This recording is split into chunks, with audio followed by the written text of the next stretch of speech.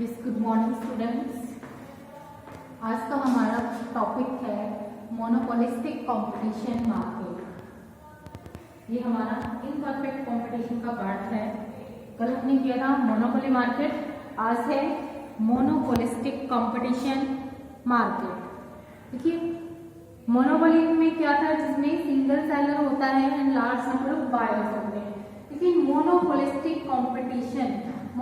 Competition ऐसी market है जिसमें परफेक्ट कंपटीशन और मोनोपोली दोनों का ही मिक्सचर है, दोनों के ही फीचर्स जो हैं वो इसमें इंक्लूड किए जाते हैं। तो वो क्या कहलाती है, हमारी मोनोपोलिस्टिक कंपटीशन मार्केट। इसमें जो सेलर होता है वो परफेक्ट कंपटीशन भी बियर करता है और अपने प्रोडक्ट का वो सोल प्रोप्राइटर भी होता है, क्योंकि इसमें जो प्रोडक्ट होते हैं वो क्या होते हैं, सब्स्टिट्यूट होते हैं। प्रोडक्ट्स जितने भी सेल किए जाते हैं मार्केट में वो क्या होते हैं, क्लोज सब्स्टिट्यूट होते हैं।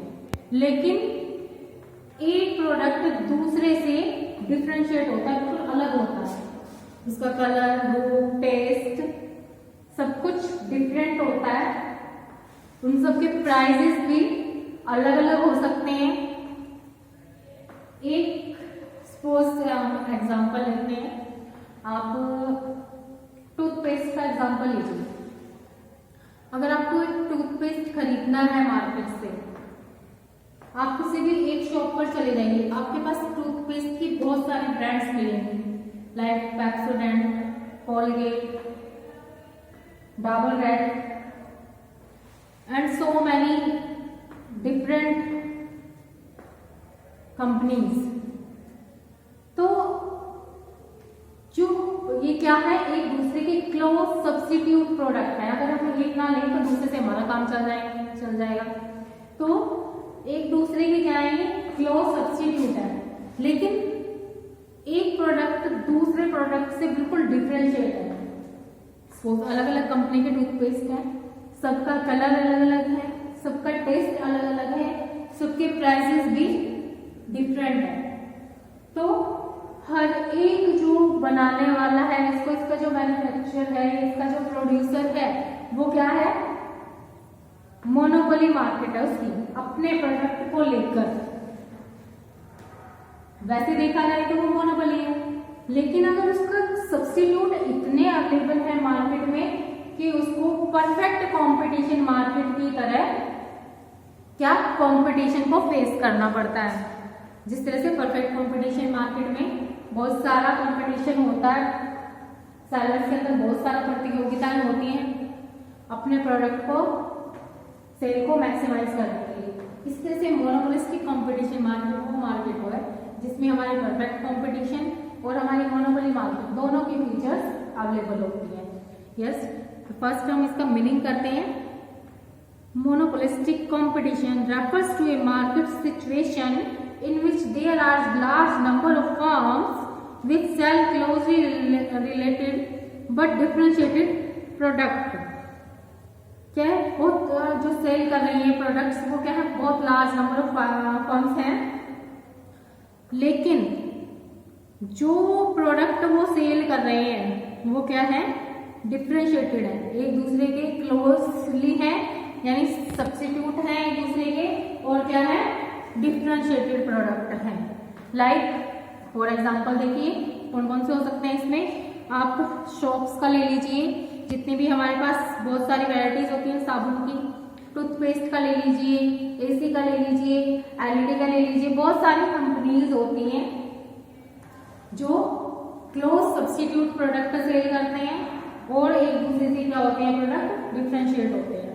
तो ये था मीनिंग आपका, what do you meaning bye monopolistic competition. Meaning आपका क्लियर हो गया है, आई होप। अब नेक्स्ट है आपका features of monopolistic competition market.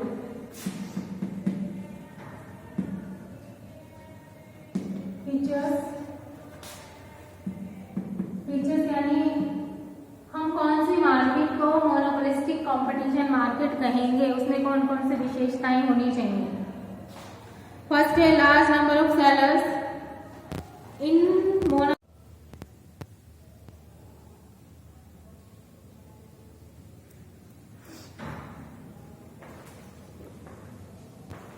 ये देखिए ओ एक्स एक्सिस पर हमने लिया है output and O Y axis पर हमने लिया है प्राइस एंड रेवेन्यू।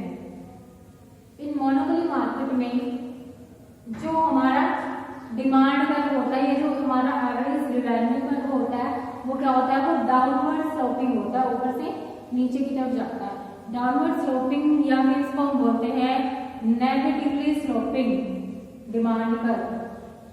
क्यों होता है, क्योंकि when prices are rise then quantity demanded will be decrease। जब हमारे प्राइस हाई होते हैं तो क्वांटिटी डिमांडेड क्या होती है, वो कम होती है, क्योंकि लॉ ऑफ डिमांड क्या कहता है, जब हमारे प्राइस हाई होते हैं तो डिमांड क्या हो जाती है, कम हो जाती है। जब हमारे प्राइस डाउन हो जाते हैं तो हमारी डिमांड क्या हो जाती है, वो इंक्रीज हो जाती है, बढ़ जाती है। तो इसमें मोनोपोलिस्टिक कंपटीशन में जो एमआर है वो हमारा कम होता है किससे, एआर से। क्यों होता है एमआर एआर से कम क्यों होता है, क्योंकि इसमें जो डिमांड कर्व है वो कैसा होता है, वो डाउनवर्ड स्लोपिंग में होता है। हमेशा एमआर कर्व जब हम बनाएंगे तो वो एआर से नीचे बनेगा, एआर हमेशा ऊपर बनेगा और एमआर नीचे बनेगा। जो एमआर है वो नेगेटिव भी चला जाता है, लेकिन एआर जो है वो हमेशा पॉजिटिव रहता है। जो एआर होता है वही क्या होता है, हमारा डिमांड कर्व होता है। Is that clear? ये था आपका मोनोपोली मार्केट में डिमांड कर्व को किस तरह से दिखाएंगे, इसके फीचर्स बताने हैं कि demand curve in under monopolistic competition market कैसा होता है, डाउनवर्ड स्लोपिंग होता है, जिसको हम बोलते हैं negatively sloping demand curve. I hope ये आपको अच्छे से समझ में आ गया होगा। अब नेक्स्ट टॉपिक है हमारा perfect competition versus monopoly. Perfect competition और मोनोपोली मार्केट में क्या डिफरेंट होता है। परफेक्ट कंपटीशन में क्या होता है, very large number of sellers and no individual sellers has control over activities of other firms। जबकि मोनोपोली में क्या होता है, there is a single seller and the monopolist has full control over the supply। इसमें large number of sellers and buyers होते हैं, जबकि monopoly में क्या होता है, वो सिंगल सेलर होता है, लार्ज नंबर ऑफ बायर्स होते हैं। जबकि इसमें इंडिविजुअल सेलर का कोई कंट्रोल नहीं होता किसी फर्म की एक्टिविटी में परफेक्ट कंपटीशन में, जबकि इसमें जो मोनोपोली का फुल कंट्रोल होता है मार्केट पर। फिर nature of product. Perfect competition में जो प्रोडक्ट और जो सेल किए जाते हैं वो कहते हैं होमोजीनियस होते हैं, बिल्कुल सेम एक जैसे दिखते हैं। जैसे आप व्हीट कहीं से भी खरीद लीजिए, व्हीट आपको हर एक जगह सेम मिलेगा, राइस कहीं से खरीद लीजिए सेम मिलेगा। तो जितने भी हमारे जो होमोजेनियस प्रोडक्ट होते हैं वो कौन सी मार्केट में पाए जाते हैं, वो परफेक्ट कंपटीशन में पाए जाते हैं। जबकि जो मोनोपोली मार्केट में क्या होता है, no close substitute of the product. Monopoly market में प्रोडक्ट का कोई भी सब्स्टिट्यूट नहीं मिलता हमें, कि अगर हम ये ना लेना चाहें तो फिर कुछ और दूसरा अवेलेबल है, नो, हमारे पास सिंगल प्रोडक्ट होता है, उसको बेचने वाला भी सिंगल पर्सन ही होता है।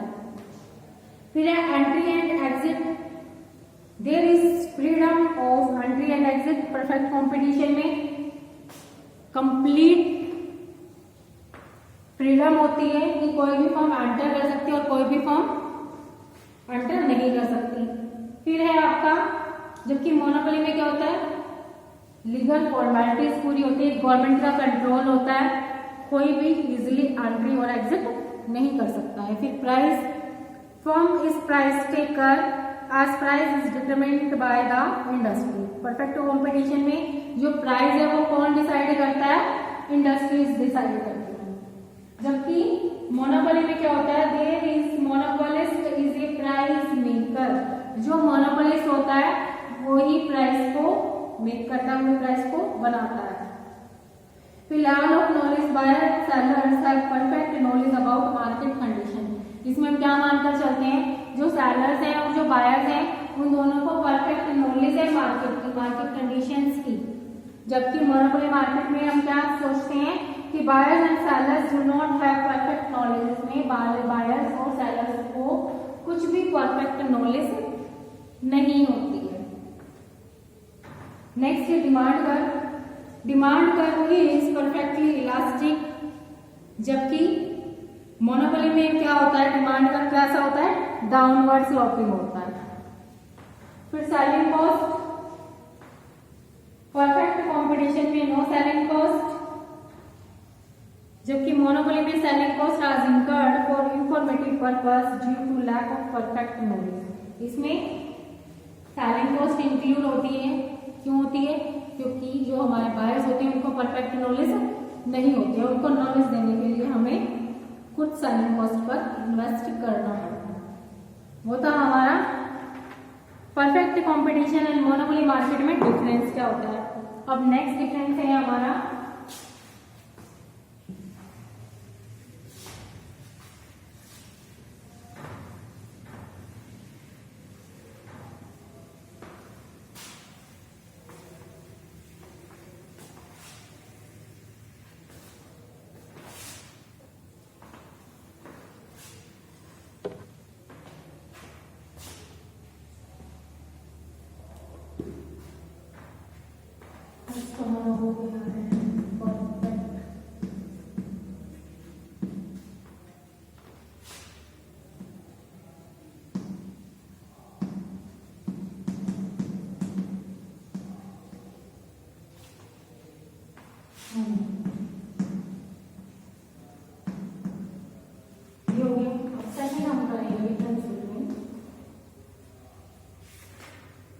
Perfect competition and monopolistic competition.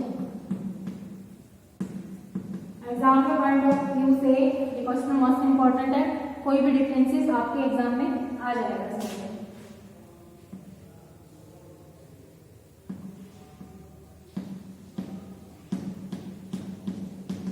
Perfect competition versus monopolistic competition.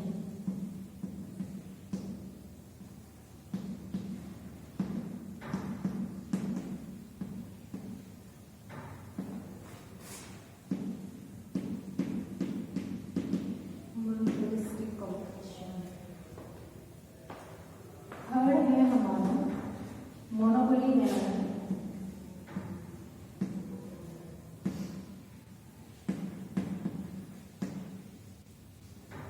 Monopolistic competition.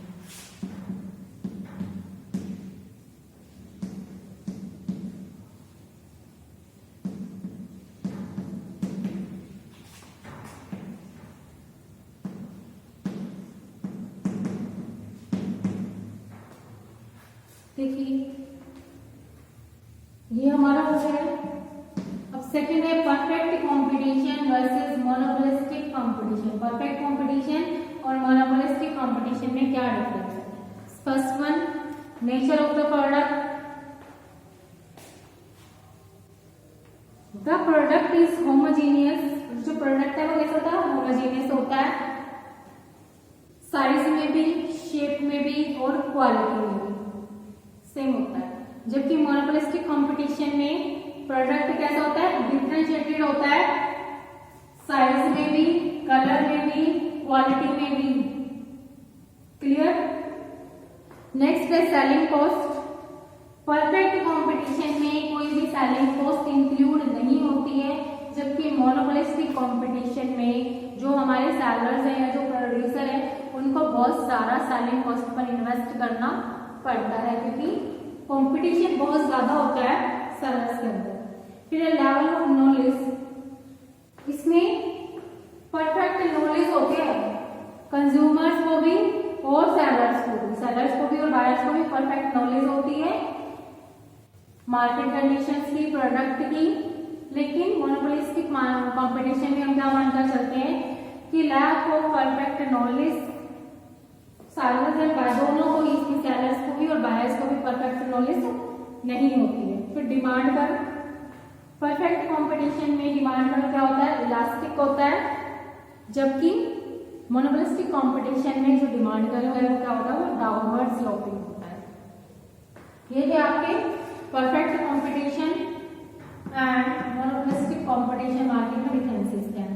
Third है हमारा monopoly versus monopolistic competition market. Monopoly और मोनोपोलिस्टिक कंपटीशन मार्केट में क्या डिफरेंस है। मोनोपोली में सिंगल सेलर होता है और लार्ज नंबर ऑफ बायर्स होते हैं, जबकि मोनोपोलिस्टिक में क्या होता है, large number of sellers and large number of buyers. फिर इसमें जो सिंगल सेलर होता है और इसमें बहुत सारे सेलर्स होते हैं। नेक्स्ट इसमें जो प्रोडक्ट होता है, मोनोपोली में नो क्लोज सब्स्टिट्यूट, यानी मोनोपोलिस्टिक जो भी प्रोडक्ट सेल कर रहा है उसका कोई भी क्लोज सब्स्टिट्यूट नहीं है, उनको हमें वही यूज करना पड़ेगा। लेकिन मोनोपोलिस्टिक कंपटीशन में क्या है, हमें बहुत सारे क्लोज सब्स्टिट्यूट प्रोडक्ट्स मिल जाते हैं। अगर हम एक को यूज नहीं करना चाहते तो हम दूसरे की तरफ शिफ्ट इजीली हो सकते हैं, जो हमारे सेम रिक्वायरमेंट को पूरा करेगा। फिर है entry and exit. Monopoly market में एंट्री और एग्जिट करना इज नॉट पॉसिबल वर्क, क्योंकि इसमें गवर्नमेंट फॉर्मेलिटीज लाइसेंसिंग पॉलिसीज बहुत ज्यादा होती हैं, जबकि मोनोपोलिस्टिक कंपटीशन में फ्रीडम होती है, कोई भी न्यू फर्म या न्यू पर्सन इजीली एंटर कर सकता है मार्केट में और अपने विश के अकॉर्डिंग वो एग्जिट भी कर सकता है। फिर डिमांड पर मोनोपोली में डाउनवर्ड स्लोपिंग होता है और इसमें भी दोनों में डाउनवर्ड स्लोपिंग होता है। फिर सेलिंग कॉस्ट, जो मोनोपोली होता है उसमें सेलिंग कॉस्ट बहुत ही कम होती है, बस सिर्फ उसको अवेयर करना होता है, थोड़ी सी नॉलेज देनी होती है अपने कस्टमर्स को। लेकिन मोनोपोलिस्टिक कंपटीशन में सेलिंग कॉस्ट बहुत ज्यादा हैवी होती है, बहुत ज्यादा होती है, क्योंकि कंपटीशन बहुत ज्यादा होता है। ये था आपका difference between monopoly and monopolistic competition market में क्या क्या डिफरेंसेस होते हैं। उसके बाद है हमारा, आई होप आपको अच्छे से समझ में आ गया होगा ये चैप्टर। इसमें आपका एक टॉपिक बचा है अभी, ओलिगोपोली मार्केट। ये आपका इम्परफेक्ट कंपटीशन में लास्ट टॉपिक है। चलो छोटा सा, इसको भी जल्दी से आज ही कंप्लीट कर लेते हैं, ये चैप्टर आपका कंप्लीट हो जाएगा। उसके बाद फिर आपके एग्जाम्स हैं। एग्जाम में मैंने आपको बताया था कि आपकी 3 टॉपिक्स ही हैं जो आपको करने हैं तैयार। 3 चैप्टर्स में से आपका जो एग्जाम है वो आने वाला है सप्लाई फंक्शन, सप्लाई में से आएगा आपका 1 चैप्टर आपका है डिटर्मिनेशन कोएफिशिएंट ऑफ कोरिलेशन और एक आपका प्रोडिक्शन इक्विलिब्रियम लेवल। ये 3 चैप्टर्स जो है वो आपके आने वाले हैं एग्जाम्स में, तो उनकी अच्छे से तैयारी करना। इसके बाद फिर हम जो हमारे 2 चैप्टर्स बचे हुए हैं स्टैटिक्स में, वो हम आपके एग्जाम से बाद में करेंगे। नेक्स्ट है हमारा oligopoly market.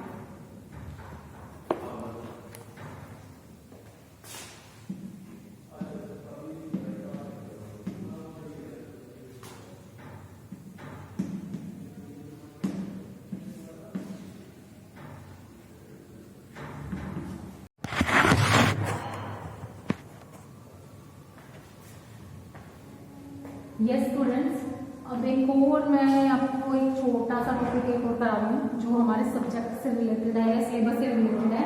UT4 exam, UT4 exam में आपके कौन कौन से चैप्टर्स आने वाले हैं वो आप नोट डाउन कर लीजिएगा।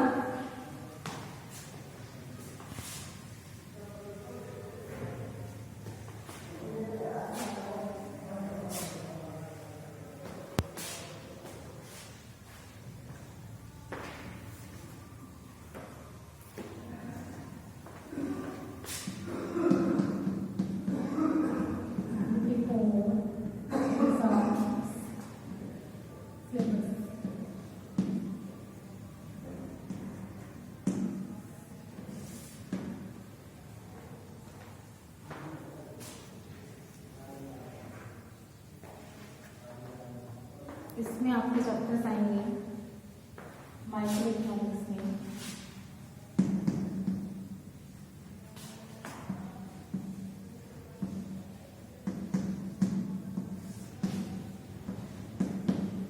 इसमें आपका फर्स्ट चैप्टर है प्रोड्यूसर इक्विलिब्रियम।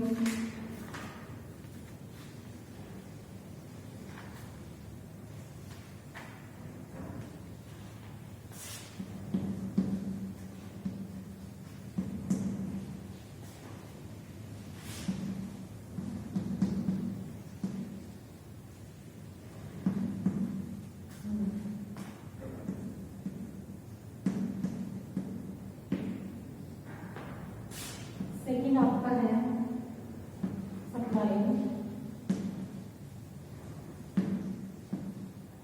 जो थर्ड आपका चैप्टर है कोएफिशिएंट ऑफ कोरिलेशन। ये आपका स्टैटिस्टिक्स एग्जाम।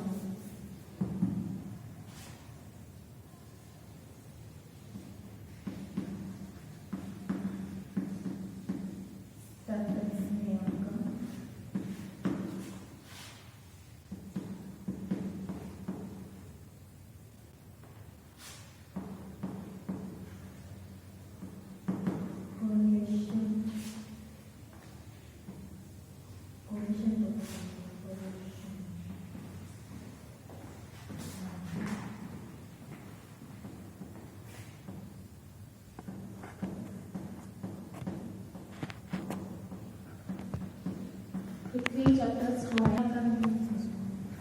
प्रोड्यूसर इक्विलिब्रियम ये आपका माइक्रो इकोनॉमिक्स में है। सप्लाई ये भी माइक्रो इकोनॉमिक्स का चैप्टर है। और स्टैटिस्टिक्स में आपका वही चैप्टर है correlation and coefficient of correlation.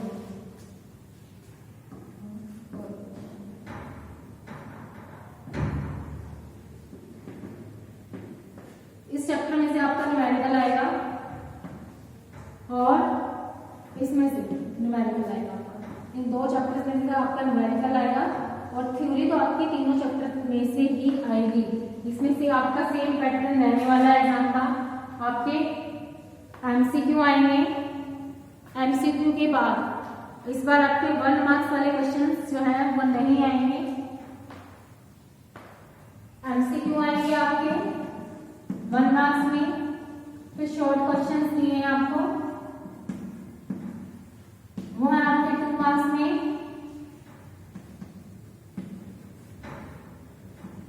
और लॉन्ग क्वेश्चंस गिवन आपको, वो है आपके 5 मार्क्स में। Is that clear? 1 मार्क्स में आपको कोई भी क्वेश्चन नहीं आने वाला है। इसमें आपको 2 चैप्टर्स में से आपके न्यूमेरिकल आएंगे। एक प्रोड्यूसर इक्विलिब्रियम से आएगा और एक आएगा coefficient of correlation. Coefficient of correlation में से आपका सिर्फ शॉर्टकट मेथड में से आएगा। अगर कुछ भी मेंशन नहीं है तो आप कुछ भी मेथड यूज कर सकते हो। तो प्रोड्यूसर इक्विलिब्रियम में आपका मैंने आपको बताया था एक ही मेथड में से आएगा आपका। इसमें बता देती हूँ मैं कौन सा है। वो चैप्टर नंबर 8 है ये आपकी बुक में।